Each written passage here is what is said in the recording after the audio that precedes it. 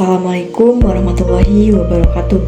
Perkenalkan, nama saya Rika Susilawati dengan NIM 3402240229 dari Program Studi Manajemen Fakultas Ekonomi Universitas Galuh. Di era digital seperti sekarang, kita dituntut untuk bisa memanfaatkan teknologi secara maksimal, termasuk dalam hal komunikasi dan pengumpulan data. Nah, pada video kali ini, saya akan menunjukkan bagaimana cara membuat Google Form dan Google Meet dengan mudah dan efisien. Dua platform penting yang sering digunakan dalam kegiatan belajar maupun pekerjaan. Baik, sebelum kita masuk ke pembahasan tentang Google Meet, terlebih dahulu saya akan menjelaskan langkah-langkah membuat Google Form. Google Form merupakan salah satu layanan dari Google yang berfungsi untuk membuat formulir online seperti kuesioner, survei, absensi, hingga pengumpulan data secara digital. Kelebihan dari Google Form yaitu mudah digunakan, gratis, dan responnya bisa langsung tersimpan di Google Sheet, sehingga sangat praktis untuk diolah. Langkah pertama, kita buka Google Chrome, lalu dalam pencarian ketik dengan Google Form. Di sini kita pilih bagian atas. Nah, kita klik di sini. Tampilannya seperti ini. Di sini kita dapat mengisi bagian judul dan juga deskripsi agar responden tahu tujuan dari formulir ini.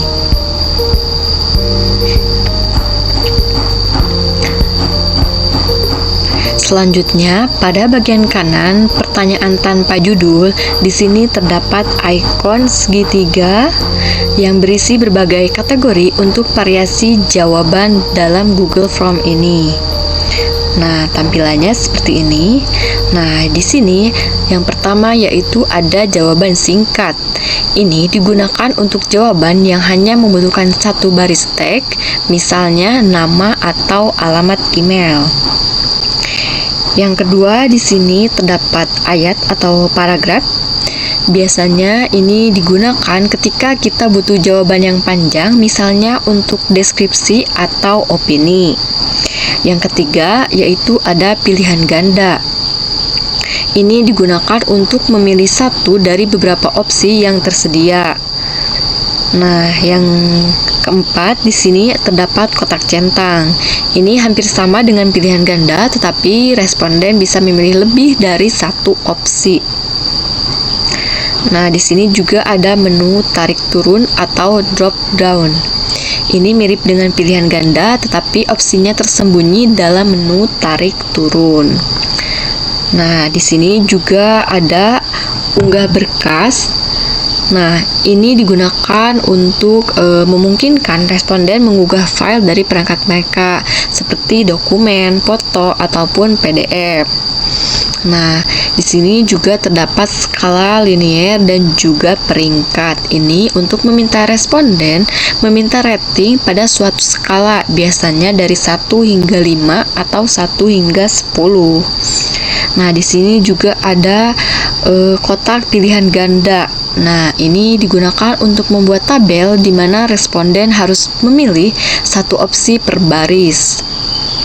Nah, untuk kotak centang ini juga sama. Yang membedakannya, responden dapat memilih lebih dari satu opsi per barisnya. Nah, mungkin itu penjelasan untuk bagian pilihan untuk nanti jawaban. Nah, untuk selanjutnya mungkin di sini saya akan mengisi formulirnya terlebih dahulu.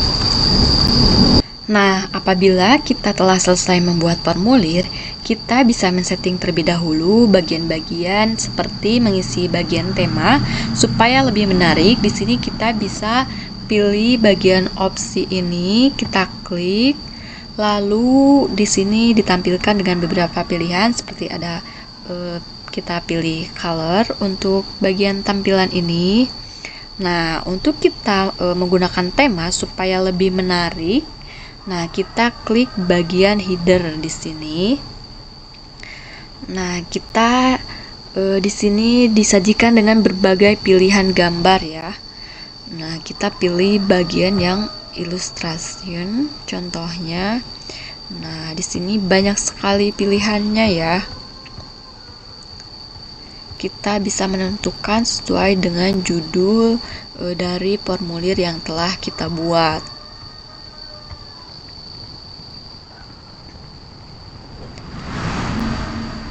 Nah, setelah kita memilih, kita bisa klik bagian gambar yang akan kita gunakan. Nah, di sini lalu kita klik bagian insert.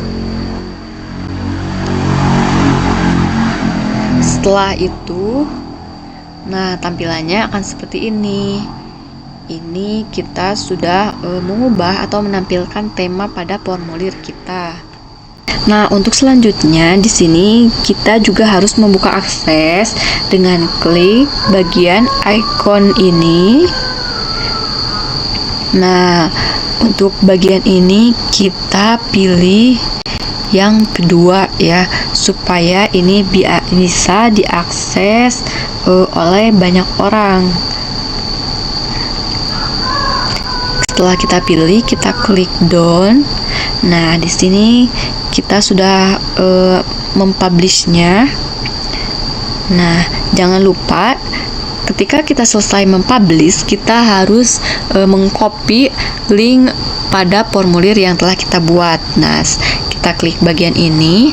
Nah, di sini tampilannya seperti ini. Kita bisa centang bagian ini untuk memperpendek link kita tentunya. Di sini kita bisa langsung copy dan nah, setelah itu kita bisa men-share-nya kepada orang-orang untuk mengisi formulir yang telah kita buat. Setelah formulir selesai dibuat dan disebarkan, semua respon akan otomatis tersimpan dan bisa dilihat melalui menu tanggapan. Dari sana, kita juga bisa membuka hasilnya langsung di Google Sheet untuk pengolahan data dan lebih lanjut. Itulah langkah-langkah dalam membuat Google Form. Selanjutnya, saya akan menjelaskan cara membuat Google Meet. Google Meet merupakan platform video conference dari Google yang memungkinkan kita untuk melakukan pertemuan atau rapat secara online, baik untuk keperluan kuliah, kerja, maupun diskusi kelompok. Pertama, buka Google Meet lewat browser ataupun Google Chrome. Nah, kita pada pencarian kita cari dengan kata kunci meetgoogle.com. Di sini kita pilih bagian atas.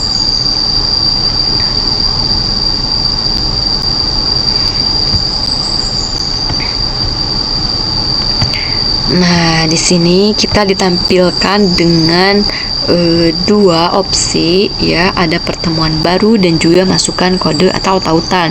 Pertemuan baru itu ketika kita akan membuat Zoom ya, sebagai penyelenggara, sedangkan masukkan kode atau tautan itu kita diundang untuk bergabung ke dalam sebuah Zoom-nya ya, dari orang lain ataupun rekan kita. Nah, kita pilih bagian pertemuan baru. Nah, di sini muncul 3 opsi. Terdapat buat rapat untuk nanti, itu ketika kita akan melakukan rapatnya pada waktu tertentu ya, misalnya. Nah, untuk mulai rapat instan itu ketika kita akan memulai rapatnya pada waktu ini juga. Nah, untuk jadwal di Google Calendar itu ketika mungkin dalam waktu jangka yang ditentukan ya. Nah, ketika kita pilih buat rapat untuk nanti, nah di sini kita dapat membagikan link ya dengan cara mengkopinya. Nanti kita bisa mengundang teman-teman yang lainnya. Nah, ketika kita pilih bagian mulai rapat instan, nah tampilannya akan seperti ini. Nah, ini merupakan link dari Zoom yang sedang kita selenggarakan ya tentunya. Nah, di sini ada beberapa fitur penting yang wajib kalian tahu. Yang pertama, di sini terdapat mic ya, tentunya untuk menyalakan atau mematikan suara. Di sampingnya juga terdapat kamera. Di sini juga sama untuk menghidupkan atau mematikan bagian kamera ketika kita melakukan Zoom Meet ya. Nah, di sini juga terdapat bagikan layar. Ini ketika kita akan membagikan slide atau dokumen atau layar penuh ke peserta lain ya ketika presentasi seperti contohnya. Nah, di selanjutnya di sini ada bagian reaksi ketika kita akan memberikan reaksi terhadap Zoom yang sedang kita selenggarakan ya tentunya. Di sini juga terdapat opsi apabila kita akan mengajukan pertanyaan ataupun opini, misalnya ketika dalam presentasi dalam sebuah kelas. Nah, selanjutnya ini merupakan icon telepon merah untuk keluar atau mengakhiri meeting ya tentunya. Nah, di bagian kanan di sini ini merupakan fitur ketika kita ingin melihat siapa saja yang ada di meeting. Nah, selanjutnya ini ada fitur chat ataupun ngobrol dengan semua orang. Di sini tempat untuk mengirim pesan ke semua peserta tanpa berbicara langsung. Nah, untuk bagian pojoknya ini merupakan fitur mengontrol rapat karena posisi kita sebagai penyelenggara atau host. Jadi, ketika mereka ingin membagikan layar untuk presentasi atau yang lainnya harus terdapat izin dahulu. Nah, mungkin segitu saja penjelasannya. Nah, ketika kita ingin mengakhiri, kita bisa klik bagian fitur ini.